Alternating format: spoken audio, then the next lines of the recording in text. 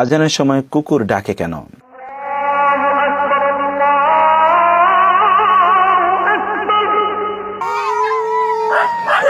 প্রিয় ভাইরা, খুবই চমৎকার একটি প্রশ্ন। রাসূলুল্লাহ সাল্লাল্লাহু আলাইহি ওয়াসাল্লাম বলেছেন, যখন তোমরা কুকুরের ডাক শুনবে তখন তোমরা আল্লাহ সুবহানাহু ওয়া তাআলার কাছে শয়তান, যে রাজিম শয়তান থেকে আল্লাহ সুবহানাহু ওয়া তাআলার কাছে তোমরা আশ্রয় চাও। এটি কারণ কি?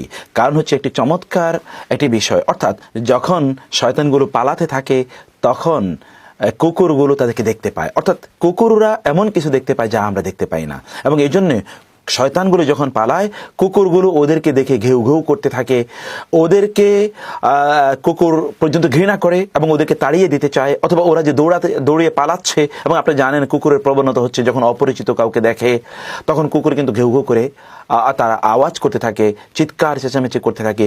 ও তো অপরিচিত, শয়তান তো কুকুরের কাছে অপরিচিত, ও তো বিভিন্ন স্রোত নিয়ে বিভিন্ন সময় দৌড়িয়ে পালাতে যায়। সেই সময় কুকুররা তাদেরকে দেখে তারা চিৎকার ঘেউ ঘেউ করতে থাকে। আবার একটা বিষয় হচ্ছে, কুকুররা তাদের যে স্বজাতীয় যারা আছে তাদেরকে জানিয়ে দিতে চায় যে এই শয়তান যাচ্ছে অথবা কেউ একজন পালাচ্ছে, অতএব তাদেরকে সতর্ক করার জন্য কুকুররা এইভাবে চিৎকার চেঁচামেচি করতে থাকে বা ঘেউ ঘেউ করতে থাকে। অতএব মৌলিক যেটা বিষয় রাসূল সাল্লাল্লাহু আলাইহি ওয়াসাল্লাম এই ফিলোসফি আমাদেরকে বলে দিয়েছেন, এবং আধুনিক বিজ্ঞানও সে কথা বলে যে কুকুরদের চোখের শক্তি প্রচন্ড, তারা অনেক, এবং এই জন্য আপনি দেখেন যে কুকুর দিয়ে কিন্তু বিভিন্ন জায়গায় গোয়েন্দাগিরির কাজ করা হয়। একটু নিঃশ্বাস শুঁকে তারা কিন্তু বুঝতে পারে যে কোন দিকে অপরাধী গিয়েছে বা ওই অপরাধী কোথায় অবস্থান করতে পারে। কুকুর কিন্তু শুঁকে সেখানে চলে যেতে পারে, তার এতটা পাওয়ার আল্লাহ সুবহানাহু ওয়া তাআলা দিয়ে দিয়েছেন। সেই জন্য কুকুররা এই গন্ধ পায় এবং কুকুররা এদেরকে দৌড়ে পালাতে যখন দেখে তখন তারা এই আওয়াজ করতে থাকে, কুকুর ডাকতে থাকে।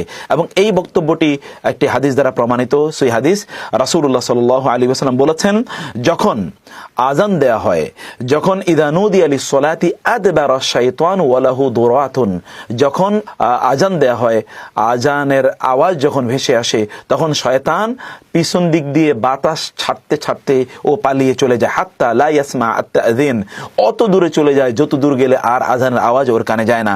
ফাইদা কুদিয়া আন-নিদাউ, যখন আযান শেষ হয়ে যায়, আকবালা, সে আবার ফিরে আসে, হাত্তা ইদা সুউইবা বিস-সালাতি আদবারা, আবার যখন নামাজের জন্য সালাতের জন্য যখন ইকামত দেওয়া হয় তখন আবার ও পালাতে থাকে, এত দূর যায় যেখান থেকে যে ইকামত শোনা যায় না। ইকামত যখন শেষ হয়ে যায় তখন সে আসে এবং দুই ব্যক্তিরা নামাজ পড়তে গিয়ে যদি মধ্যখানে কোনো ফাঁক রাখে তাহলে ফাঁকের মধ্যখানে সে এসে দাঁড়ায়। এই জন্য আমরা বলি যে সালাতের মধ্যখানে আপনার ফাঁক রাখবেন না, ওইখানে তখন শয়তান এসে দাঁড়ায়। সহিহ হাদিস দ্বারা প্রমাণিত।